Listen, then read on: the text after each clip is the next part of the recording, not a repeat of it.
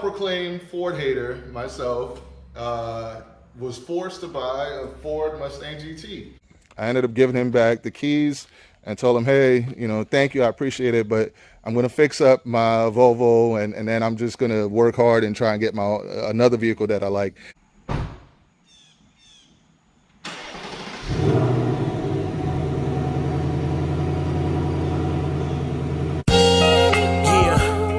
There's love, there's hate, lies and games, faith. Hello everyone, welcome back to the channel, and today I'm going to explain to you how a legit self-proclaimed Ford hater myself was forced to buy a Ford Mustang GT. Now, when I say Ford hater, I could also replace that by saying Camaro fanboy, and I'll start out by saying, like, for me, I didn't really have any influences growing up or anything that I saw that was marketed to me towards Ford. When I grew up, like, one of the shows that I watched was Knight Rider, and I know that was a Trans Am, but the Camaro was pretty much the same thing. And then I think it was it Dukes of Hazzard? I think that's what it was. It was a show like that where it had another Trans Am, And I would see like the IROC Zs and the Camaros around. That's what was popular, like where I grew up, like what I saw, like in the places that I lived, from South and North Miami to New York, New Jersey. Like the Camaro and Trans Am was doing it. That's what I saw. So I grew up loving the Chevy and loving GM products, and not really knowing much about Ford, but all I would hear about Ford back then was Fix or Repair Daily, Ford, Fix or Repair Daily. That's what I would keep hearing about Ford. And I remember there was one time I wanted, when I was actually looking to buy a car for myself, I wanted to get a Ford Probe. I don't know if you guys remember that. I'll put in a quick picture here so you guys can see what a Ford Probe is.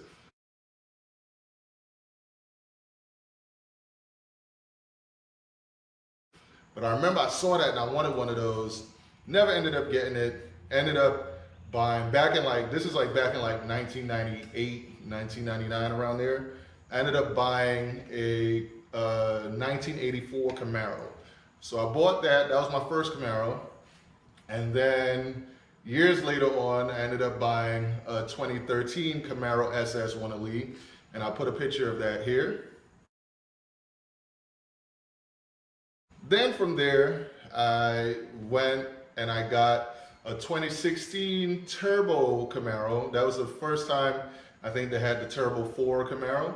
So I bought that, didn't like it much, ended up trading that in for another 2016 Camaro SS like a couple months later down the line. So I had that 2016 Camaro SS.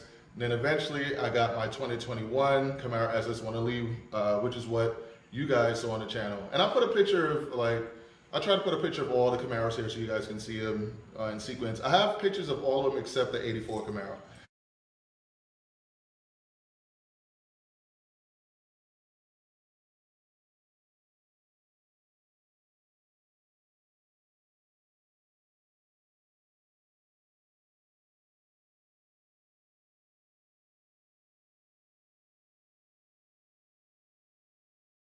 But yeah, so I grew up loving GM products and Camaros and stuff like that. That was my thing, right?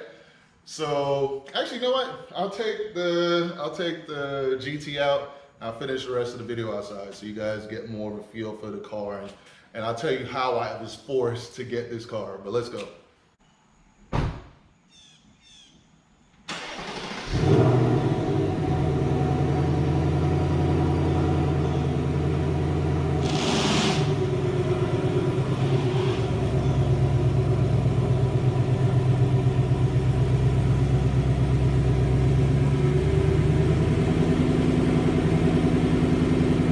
All right, so I'm not sure if you guys noticed something different in the garage there. I don't know if you noticed that the Mustang was the only thing in the garage, and that's because our XRunner is out getting some serious mods done to it. I promise you guys are gonna love it once it's done. By the time this video drops, it should already be back here. So the next video is going to be me showing you what we're getting done to the XRunner. So stay tuned. There's a lot of fun stuff happening there. I don't know. I'm excited. I can't wait to share that stuff with you. But yeah, I promise you guys we're going to be doing some major mods to the XRunner, and it's coming. So stay tuned. All right. So what led me to buy this 2024 Mustang GT with the manual gearbox? So let me backtrack a little bit. So the first reason why I ended up even considering this was because, you know, the Camaro no longer exists. Neither does the Dodge Challenger with a manual gearbox or a V8 or a Charger with a V8. But I was never get the Charger anyway because it doesn't come with a manual gearbox. So the only 2 or 3 real choices for me was really going to be the Mustang GT, the Camaro SS 1 Elite or Z01, or Challenger Scat Pack wide body, or Challenger Hellcat with a manual gearbox. It was either going to be those or BMW M2 or M3, because I could also get those with the manual gearbox. But I really wanted I wanted something with a naturally aspirated V8 as well as a manual gearbox. So that's first and foremost. Now financially, why I ended up going for the Mustang GT was because if you guys been following the channel for a while, you would remember I used to have a 2023 Subaru WRX limited edition and loved that car. It was amazing, but there was an issue with the paint where I took it to somebody to do some work on the paint, and they messed it up so bad that I just wasn't happy with it. Like, I had them fix their mistake and everything and got it back to looking stock, but I just didn't like what I went through in the time I was away from it and all that stuff. So I was like, you know what? Let me trade it in. Let me do something new. Let me go get a new GTI. So I went and I got a 2024 Volkswagen Golf GTI. Had that for a while. It was black. You guys, if you've been following the channel, you've seen it. And then after a while, I was like, this isn't like great for thumbnails because it was a black one. So I was like, all right, let me trade it in. Let me get a white GTI, same year, 380 edition, manual gearbox, same deal. Got that for like 2-3 days, and then the same dealership called me and was like, hey, we got a 2024 Volkswagen Golf R, and we'll give you the same rate and everything, so you can get a great deal on it. And I was like, man. So like literally like 2-3 days later, I ended up trading in that white GTI. So I went from the WRX to the black GTI to the white GTI, and then I rolled into the Golf R. And I'll put pictures of all those cars here so you guys can see.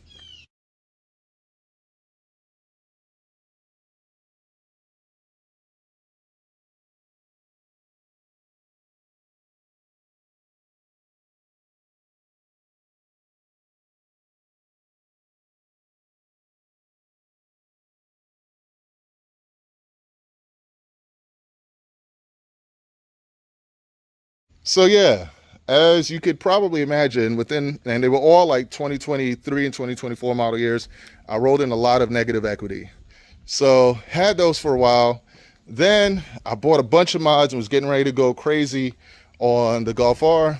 And then I started seeing that they were losing value like crazy. Like something was happening in Germany or whatever, where they were just losing value like crazy. So I was like, oh man, I need to get out of this. And I needed to find something that I can roll into with this negative equity that, you know, it would be able to handle it. And the only thing that I could find at the time was a Nissan Frontier, and I was actually very happy with that Nissan Frontier. So I traded out of the Golf R, got into the Nissan Frontier, and was super happy with that. And for a while I had my Nissan Frontier as well as my 2023 FF5 Honda Civic Type R, which I'll put a picture of right here.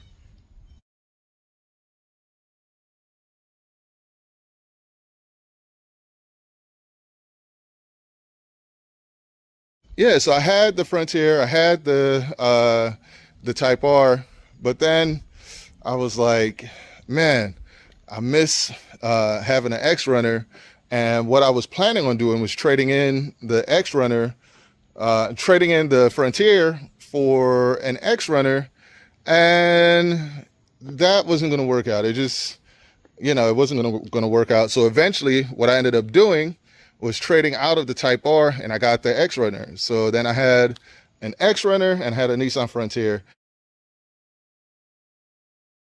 And obviously, as you guys know, the name of the channel is called Race Car Friends. So I was like, man, I don't have any cars on the channel. I just got 2 trucks. So I was like, got to do something about that. So I was every day I'm looking for new cars, looking for a car that makes sense, looking. And the only thing that made sense at the time for me was this right here, this Mustang GT. And let me show you, man, it's a beautiful car. Look at the 5.0 badge right there. It's definitely got some heritage to it. Like, you got the pony there. You got, let me see, I'll show you. You got pony there, right? Obviously, you got the pony there. Another pony there. Another pony there. Ford right there. Like, there's so many. Let me open up inside here. You got a pony right there. I don't know if you guys can see it. Right there, you got a pony there. Pony here. Mustang. Nice seats. Leather right here. Nice cloth material there. Sleek. Manual gearbox. I actually really like this shifter. It's a good manual gearbox. Just an awesome car. Like, much better, because like I said, I didn't grow up on these, so I didn't know how awesome they were. And I'll show you. Shows you the heritage here. You got like the first Mustang there, second, third, fourth, fifth, sixth, and now the 7th generation right there. And let me see. See, you got another little Easter egg there. And there's a couple more, man. There's a couple more. Obviously, you got another pony right there. So there's a lot of things. Let me show you what it looks like on the driver's side. And it has LED lighting.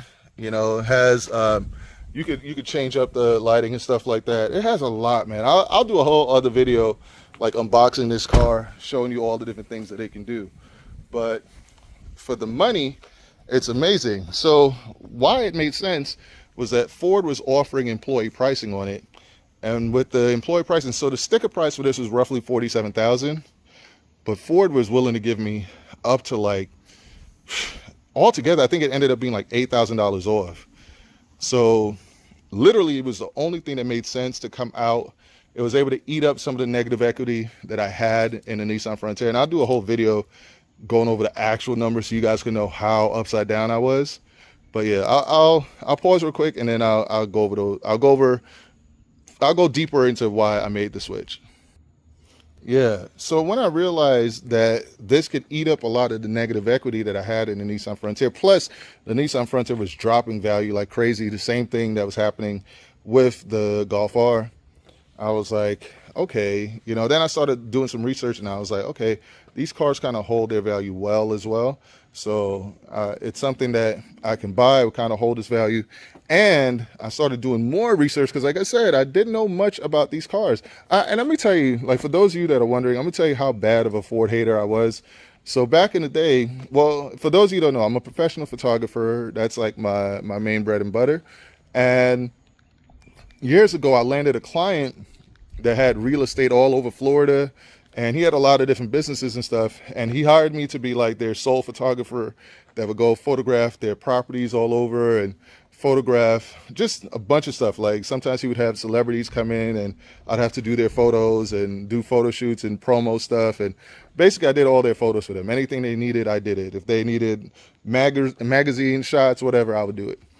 And at the time I had an old school Volvo. It was a Volvo 960, and it would break down and stuff every now and then, right? So the owner, he was like a multi-millionaire. He was just like, hey, listen, man, you're a good dude.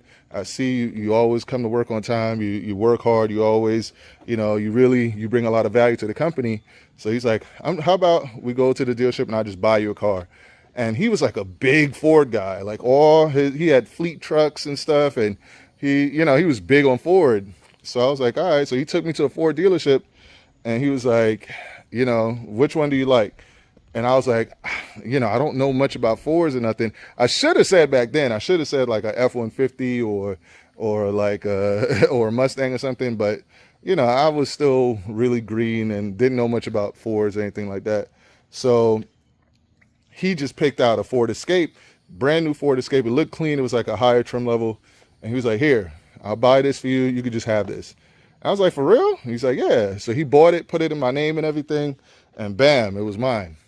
I drove that thing for like maybe 2 months or so, and I don't know, it just didn't feel right. It didn't feel like my kind of vehicle, and I don't know, and I didn't like the idea that of kind of just owing him, like he did this for me, and you know, so I ended up like I ended up giving him back the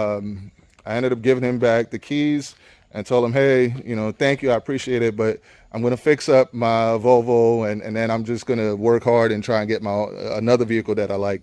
And that was when I went and I bought my first Tacoma XRunner, which I'll put a photo of here, and I'll see if I can find a photo of that same Volvo as well, and I'll put that in here too, so you can see a picture of both the Volvo and the XRunner that I ended up buying. But yeah, that's this here.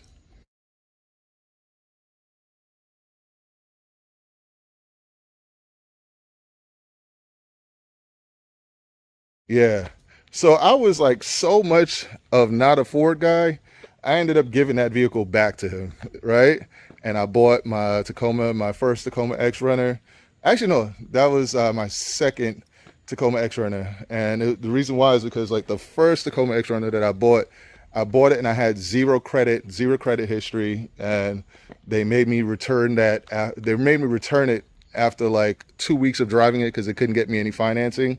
So that's what kind of launched my whole drive to get an XRunner, is because that was the first time I've ever had a dealership take a vehicle back from me. I'm not going to put that dealership on blast, but if you know me, then you know who it was and how that whole thing played out. But yeah, so at that point, I had my XRunner, I had my Volvo, and then eventually I just went crazy and bought a whole bunch of other cars after that because, you know, my photography business started growing and started doing a little bit better. But I digress. Long story short, I was not a Ford guy. I didn't understand anything about the Ford culture or anything like that. But ever since I've had this car now, this Mustang GT, I would go to like just the gas station and people walk up and be like, yo, nice car, man. They'll just start vibing and talking to me.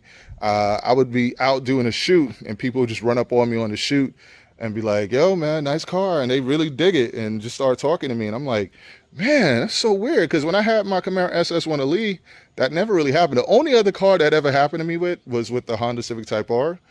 But it's really just that and this Mustang. I guess they both have a strong heritage to them to where people really, really vibe with them. So, you know, now as I'm driving this car more and learning more about it and learning more about the heritage, I'm like, yo, I think this car might be like one of those staple cars where I might just have to keep it on the channel, because even though it doesn't do the greatest views yet, I think eventually it will, especially as we start modding it and stuff, and my appreciation for it is growing. I think you guys would start feeling that and seeing that more in the videos. It's a solid car, man. And then too, I know that the Coyote V8 is one of the best engines that you can get. It can take a lot. You could throw a lot at it and it's just going to take it and keep coming, which is what I wanted. I wanted something naturally aspirated V8 that is fun, manual gearbox, and it fits the bill, and it's super comfortable. I would say it's way more comfortable interior wise than the Camaro SS1 Elite. Like I can actually take this on a long road trip and be happy. But yeah, I just did a full 180 and I never expected that to happen, you know? So I went from being like a Ford hater to now it's like I get it, at least with the Mustang. And now it's even got me considering getting like a F350 dually or something like that, or F4 450, you know, as like a truck to tow the cars and stuff as the channel gets bigger and we start going to events and races and stuff like that. But yeah, man, that's where I'm at. Like I went from being totally GM, Camaro, you know, JDM. Like I'm still like a JDM guy at heart. Like I love my JDM stuff. And like I said earlier, like I have some heat coming for the people that are into our Tacoma XRunner. Stay tuned. We got some serious heat coming with that. And we got some stuff coming out with Will Motivations soon too, so stay tuned for that. By the way, shout out to Will Motivation, shout out to Moose 2X. Moose 2X, I think you just graduated. Yo, shout out to you, my boy. You doing big things, man. Congrats, brother. Congrats. And shout out to 100 Grand Nate. I know he's busy like building his empire back, you know, getting ready to do some major things as well. So shout out to you, 100 Grand Nate. Shout out to Race Car 21. Shout out to Q the Chaotic. I know he's cooking up something, as well as Blueprint One Lee. You know, shout out to all my guys, man. I got a lot of love for all you guys, and I want to wish nothing but blessings and success, great health, great wealth to all you guys.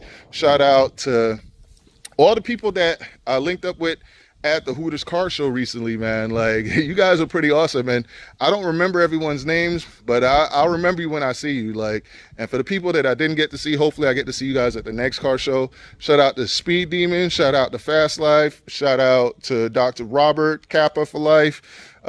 Shout out to everyone that's just a good person, man. Like, anyone's a good person, shout yourself out in the comments, and don't forget to like, comment, subscribe, share the videos, and let's keep growing, because we have some amazing things happening in the future, and I'm thankful for all you guys, man. We're getting close to 10,000 subscribers, and when we're there, we're probably going to do something crazy to celebrate. But yeah, man, that's it for this one. Hope you guys enjoy this one. Race Car Friends out. Man, so I'm getting ready to go do this photo shoot to, you know, take some thumbnail photos, you know, for videos for you guys. And I was actually planning on recording some of this video. Well, I'm going to record it after I wash the car. But yeah, I was planning on recording some of this video at the location where I was doing the photos. But on the way there, literally about a quarter of a mile away from my destination, I see, like, it looked like somebody dumped a bunch of ugly, dirty water on top of the on top of the Mustang here. And I'm like, what the heck is that? When I get outside, it's pure bird poop. It had to have been the biggest bird ever, because it looked like just a bunch of water just, you know?